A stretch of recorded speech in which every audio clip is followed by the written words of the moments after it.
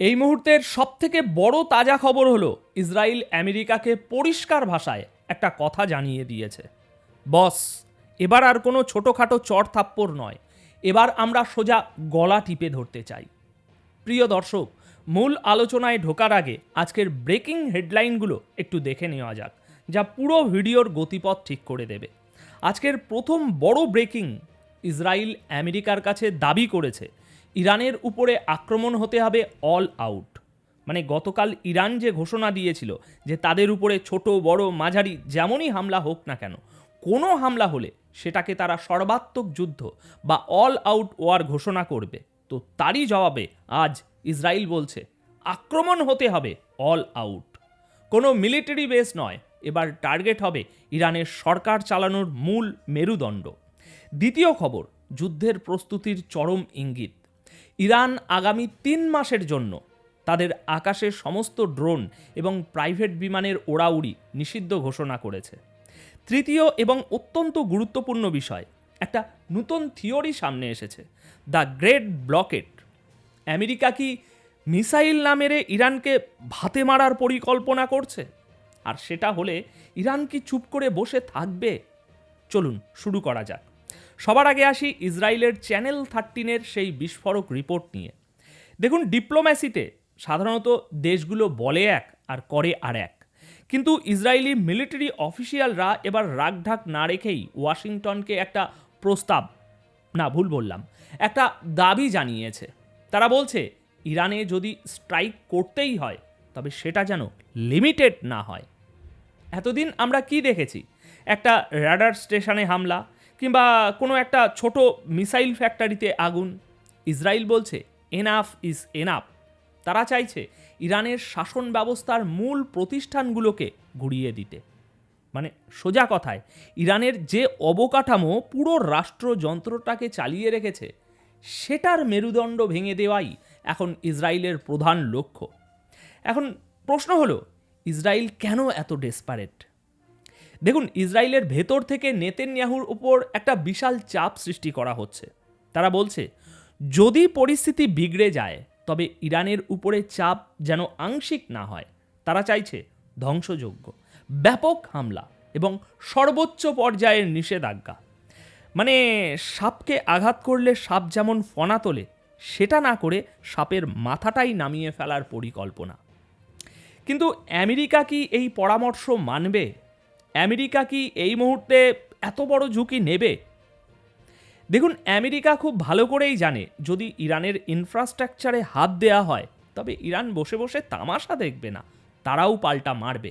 এবং সেই মারটা ইসরায়েলের সহ্য করার ক্ষমতা আছে কি না তা নিয়ে খোদ পেন্টাগনেই সন্দেহ আছে। কিন্তু ইসরায়েলের এই অল আউট অ্যাটাকের জিদ যদি আমেরিকা মেনে নেয় তবে ধরে নিন আমরা তৃতীয় বিশ্বযুদ্ধের ট্রেলার দেখতে শুরু করে দিয়েছি। এবার আসুন দ্বিতীয় পয়েন্টে, একটা ইন্টারেস্টিং স্ট্র্যাটেজিক পয়েন্ট নিয়ে আলোচনা করি। যুদ্ধের মানেই কি শুধু বোমাবাজি? না, আধুনিক যুদ্ধ অনেক বেশি অর্থনৈতিক। ইসরায়েলি বিখ্যাত পত্রিকা দ্য জেরুজালেম পোস্টে একটা বিশ্লেষণ ছাপা হয়েছে। সেখানে এক্সপার্টরা বলছেন আমেরিকা হয়তো ইরানের উপর সরাসরি কাইনেটিক অ্যাটাক বা মিসাইল হামলা নাও করতে পারে, তার বদলে তারা বেছে নিতে পারে নেভেল ব্লকেট। আচ্ছা, জিনিসটা সহজ করে বোঝাই। ধরুন আমেরিকা তাদের বিশাল নৌবহর দিয়ে ইরানের সমুদ্রপথ ঘিরে ফেলল। ইরানের কোনো তেলবাহী জাহাজ বের হতে পারবে না, আর বাইরে থেকে কোনো পণ্যবাহী জাহাজ ইরানে ঢুকতে পারবে না। একে বলে অবরোধ। এর ফলে কি হবে? ইরানের অর্থনীতি, যা মূলত তেলের উপর নির্ভরশীল, সেটা ধসে পড়বে। দেশে তেলের টাকা আসবে না, জিনিসপত্রের দাম আকাশ ছোঁয়া হবে, আর সাধারণ মানুষ সরকারের বিরুদ্ধে তখন আরও বেশি করে রাস্তায় নামবে। ট্রাম্প হয়তো ভাবছেন মিসাইল না মেরে এভাবে গলা টিপে ধরলে ইরান হাঁটু গেড়ে ক্ষমা চাইবেই চাইবে। কিন্তু সিরিয়াসলি বলুন তো, আপনারা যারা জিওপলিটিক্স বোঝেন তারা কি মনে করেন ইরান এতে স্যারেন্ডার করবে? ইতিহাস বলে ইরান এমন কোনো দেশ নয় যারা চাপে নতি স্বীকার করে। উল্টো এই ব্লকেট স্ট্র্যাটেজি বুমেরাং হতে পারে। এক্সপার্টরা বলছেন যদি আমেরিকা সত্যি সত্যি ব্লকেট দেয় তবে ইরান চুপ করে বসে থাকবে না, তারা এই অবরোধ ভাঙার জন্য প্রথম হামলাটা চালাবে, এবং সেই হামলাটা ইসরায়েলের উপরে হবে না, হবে সরাসরি আমেরিকার কোনো যুদ্ধ জাহাজের উপর। আর একবার যদি আমেরিকার কোনো ওয়ারশিপে ইরানের মিসাইল লাগে, তখন কি হবে চিন্তা করতে পারেন? তখন আর কোনো ডিপ্লোম্যাসি কাজ করবে না। জেরুজালেম পোস্টের গতকাল 25শে জানুয়ারির এই খবরটাকে হালকাভাবে নেবেন না। এটা আমেরিকার একটা সম্ভাব্য প্ল্যান বি, কিন্তু এই প্ল্যান বি হয়তো তৃতীয় বিশ্বযুদ্ধের প্ল্যান এ হয়ে দাঁড়াতে পারে। এবার আসি তৃতীয় পয়েন্টে। দেখুন, যুদ্ধের ময়দানে একটা কথা আছে, শত্রু যখন হঠাৎ চুপ হয়ে যায় তখন ভয়ের কারণ বেশি থাকে। ইরানের আকাশে এখন ঠিক সেই ভয়টাই দানা বাঁধছে। গতকাল 25শে জানুয়ারির রাতে একটি অত্যন্ত গুরুত্বপূর্ণ খবর ব্রেক হয়েছে। ইরান সরকার ঘোষণা দিয়েছে আগামী 3 মাসের জন্য, আমি আবার বলছি আগামী 3 মাসের জন্য তেহরানের আকাশে কোনো ড্রোন এবং প্রাইভেট এয়ারক্রাফট উঠতে পারবে না। কিন্তু কেন এই সিদ্ধান্ত? এর পেছনে কি শুধুই সতর্কতা, নাকি সুনির্দিষ্ট কোনো গোয়েন্দা তথ্য? দেখুন, কমার্শিয়াল ফ্লাইট বা যাত্রীবাহী বিমানের রুট, ফ্লাইট প্ল্যান এবং প্যাসেঞ্জারের লিস্ট সব ট্র্যাক করা যায়, কিন্তু প্রাইভেট জেট বা ছোট ড্রোন এগুলো হলো ghost in the sky. Iran ভয় পাচ্ছে এই ছোট ছোট প্রাইভেট বিমানের ছদ্মবেশে বা ড্রোনের মাধ্যমে ইসরায়েলি বা আমেরিকান গুপ্তচররা দেশের ভিতরে ঢুকে পড়তে পারে, অথবা প্রাইভেট জেটের আড়ালে কোনো সামরিক বিমান এসে গুরুত্বপূর্ণ স্থাপনায় বোমা ফেলে যেতে পারে। আপনাদের মনে আছে কাসেম সুলেমানিকে কিভাবে হত্যা করা হয়েছিল? ড্রোন দিয়ে। ইরানের বিজ্ঞানী মোহসেন ফকিরজাদেকে কিভাবে হত্যা করা হয়েছিল? রিমোট কন্ট্রোল মেশিন গান দিয়ে। ইরান জানে ইসরায়েলের মোসাদ তাদের ঘরের ভেতর পর্যন্ত ঢুকে বসে আছে, তাই এই নিষেধাজ্ঞা কোনো সাধারণ ট্রাফিক কন্ট্রোল নয়, এটা হলো যুদ্ধের প্রস্তুতির একটা অংশ। গ্রাউন্ডে যারা মিলিটারি এক্সপার্ট তারা এটাকে দেখছেন প্রিএম্পটিভ মেজার হিসাবে, অর্থাৎ কোনো অঘটন ঘটার আগেই দরজা জানালা বন্ধ করে দেওয়া। আর ঠিক এই সময়েই খবর আসছে American aircraft carrier USS Abraham Lincoln এই অঞ্চলের দিকে একটু একটু করে আরও এগিয়ে আসছে। মানে একদিকে ইরানের আকাশ বন্ধ হচ্ছে, অন্যদিকে সমুদ্রপথে আমেরিকার যুদ্ধজাহাজ এগিয়ে আসছে।